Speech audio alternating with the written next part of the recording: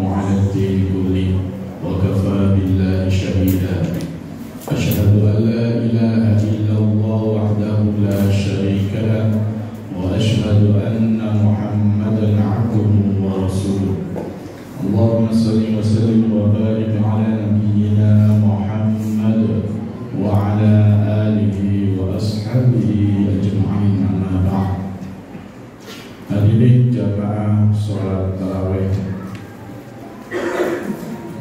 yang dimuliakan Allah, alhamdulillah, marilah pada kesempatan yang berbahagia ini kita bersama-sama panjatkan rasa syukur kita kehadirat Allah Subhanahu wa taala yang mana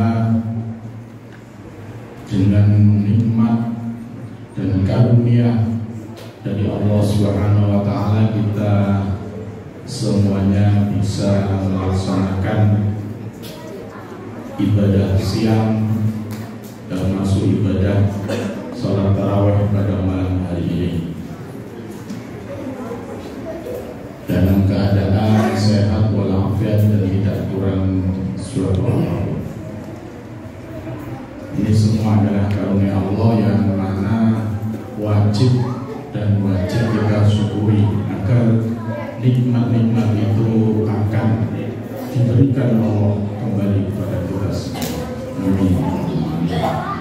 Salawat serta salam semoga tetap tercurah kepada junjungan kita, Nabi kita, panutan kita, Nabi Muhammad sallallahu alaihi wasallam. Hadirin jamaah sholat tarawih yang berbahagia, alhamdulillah kalau melihat jamaah di Masjid Al-Falah ini ketinggalan zaman, tidak berkemajuan ya. Di masjid-masjid lain itu banyak yang mengalami kemajuan ya. Softnya maksudnya ya. Di sini ketinggalan, tidak kemajuan. Dan alhamdulillah di Masjid Al-Falah ini jamaahnya masih full. Saya lihat softnya bapak-bapak full sampai ke belakang. Tidak tahu ibu-ibu masih full ya. Alhamdulillah. Dengan semangat masjid baru ini ya, mudah-mudahan semangat ini tidak luntur dari kita. Kita diberikan kekuatan, keistiqomahan oleh Allah Subhanahu wa taala untuk terus memakmurkan Masjid Al-Falah ini. Bapak Ibu yang dirahmati Allah, tidak terasa ibadah puasa kita sudah mendekati 10 malam terakhir ya. Ini sudah malam keberapa ini? 17 atau 18. Anak singkat selesai, anak singkat Senin selesai ya. Tidak masalah. Yang penting kita akan menghadapi 10 malam terakhir. Ini episode terakhir di dalam bulan Ramadan yang harus kita maksimalkan bersama. Ketika kita melihat sejarah ya, Nabi kita Muhammad sallallahu alaihi wasallam beserta sahabatnya, para tabi'in dan salafus saleh, apa yang mereka lakukan ketika di 10 hari terakhir malam Ramadan. Yang pertama adalah beliau beriktikaf di dalam masjid ya. Apa iktikaf itu? Berdiam diri di dalam masjid dengan tujuan untuk mendekatkan diri kepada Allah. Banyak yang dilakukan di dalam iktikaf itu, termasuk muhasabah perjalanan hidup kita selama ini bagaimana, perjalanan puasa kita selama ini apa sudah kita termasuk orang-orang yang diterima puasanya atau termasuk orang-orang yang gagal. Di dalam iktikaf pantaslah kita untuk bermuhasabah diri, termasuk juga membaca Al-Quran dannya. Selain iktikaf, ya, yang dilakukan oleh Nabi dan para salafus saleh adalah meningkatkan ibadah sholat. Kalau ibadah sholat wajib sudah pasti tidak bisa ditingkatkan lagi, karena malam terakhir ya dengan semangatnya sholat isya ditambah ya, tidak mungkin, atau sholat subuhnya ditambah 1 rakaat, itu tidak mungkin. Jadi yang dimaksud adalah meningkatkan sholat. Ibadah sholat adalah sholat sunnah, sholat sunnah duha, sholat sunnah tahajud, dan sholat rawatib yang mengiringi sholat sunnah qobliyah ba'diyah. Ini perlu kita tingkatkan. Karena apa? Sholat itu merupakan tanda keimanan seseorang dan pembeda antara yang beriman dengan yang kafir. Dan sholat ini juga termasuk amal yang pertama kali dihisab oleh Allah Subhanahu wa Ta'ala di pengadilan Allah. Karena itu sholat ini menjadi sebuah tiang agama kita. Sholatu imaduddin. Sholat adalah tiang agama. Apabila sholat itu tidak dilaksanakan, maka akan robohlah agama itu. Juga sholat ini merupakan tanda ketundukan kita, karena posisi sujud ini posisi yang terendah, menandakan kita benar-benar tunduk kepada Allah Subhanahu wa Ta'ala. Ketika anak Adam sujud, sholat di dalam sujud di dalam sholatnya, iblis itu menyesal, ya, karena dulu ketika dia diperintah untuk sujud, untuk hormat kepada Nabi Adam, dia membangkang, menolak.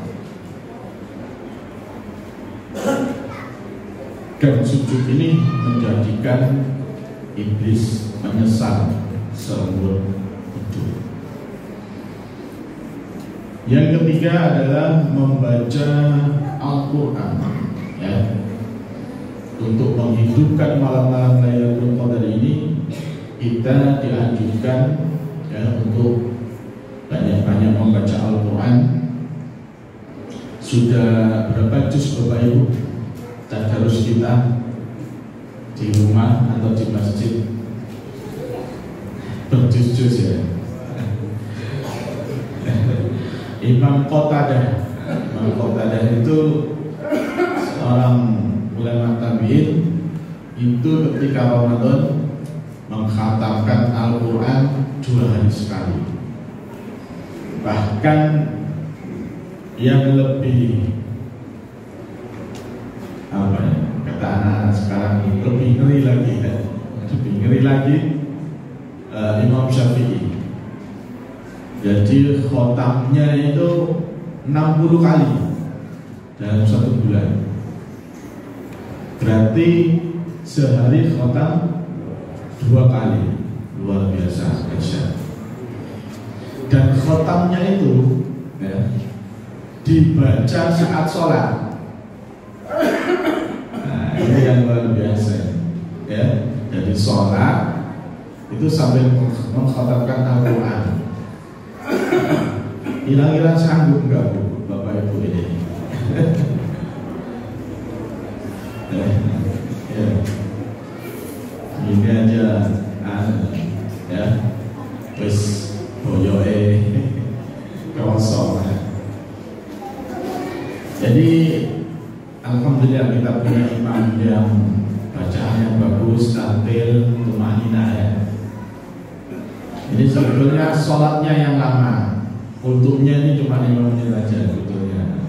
Yang bagus, sholatnya yang lama, kultumnya yang sedikit.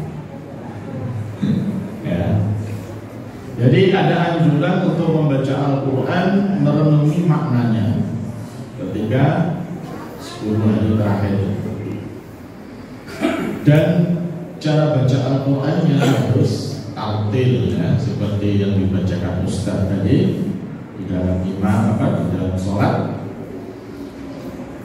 Dan bacaan yang tartil ini sangat dianjurkan oleh Allah. Al-ziduhu alaihi warattilil Qur'an tartila, dalam surat Al-Muzammil, ya, ayat 4. Bacalah Al-Quran itu dengan tartil, ya. Apa tartil itu? Sahabat Ali, ya, sahabat Ali termasuk mantu Nabi itu, ya, berpendapat tartil itu ma'rifatul huruf, ya, tajwidul huruf wa ma'rifatul huruf. Jadi memperbagus huruf-hurufnya, jangan tergesa-gesa membaca Al-Quran, pelan, teratur, ya, tartil. Tajwidnya diperhatikan, huruf-hurufnya diperhatikan. Itu perintahnya. Ya. Jadi tingkatan orang membaca Al-Quran itu ada 3, ya. Tartil, tadwir, dan hadr. Kalau tartil ini ya seperti kita ngaji, kita belajar, ini harus tartil. Kemudian tadwir yang dibaca imam agak cepat sedikit. Kemudian hadr itu lebih cepat lagi, tapi masih menjaga kaidah-kaidah ilmu tajwidnya. Nah, ini untuk orang-orang yang setor hafalan, ya, yang setor hafalan kepada ustadznya. Ini kalau tidak dibaca cepat, ini tidak akan selesai setorannya. Jadi 3 tahapan cara baca Al-Quran ini disepakati oleh para qurra, ya, ulama qurra, ini diperbolehkan. Tartil, tadwir, dan hadr. Yang terakhir, untuk menghidupkan 10 hari ini, 10 malam terakhir di bulan Ramadan ini adalah banyak-banyak berdoa, ya. Doa apa saja yang jenengan semua cita-citakan, dimintakan di 10 hari terakhir. Mudah-mudahan pas setelah Ramadan diijabah oleh Allah. Ya. Dan yang terpenting selepas Ramadan ini kita dapat ampunan dari Allah Subhanahu wa taala. Doa yang terbaik itu bagaimana? Ya, yang seperti kita baca setelah sholat witir. Allahumma innaka afuwun tuhibbul afwa fa'fu anni. Nah, itu doa yang terbaik di 10 hari terakhir. Kalau kita bersama-sama untuk mengamalkan, mudah-mudahan kita selepas Ramadan dijadikan hamba-hamba yang muttaqin dan terbebas dari dosa dan kembali kepada fitrah manusia. Demikianlah, kurang dan lebihnya kami mohon maaf. Wassalamualaikum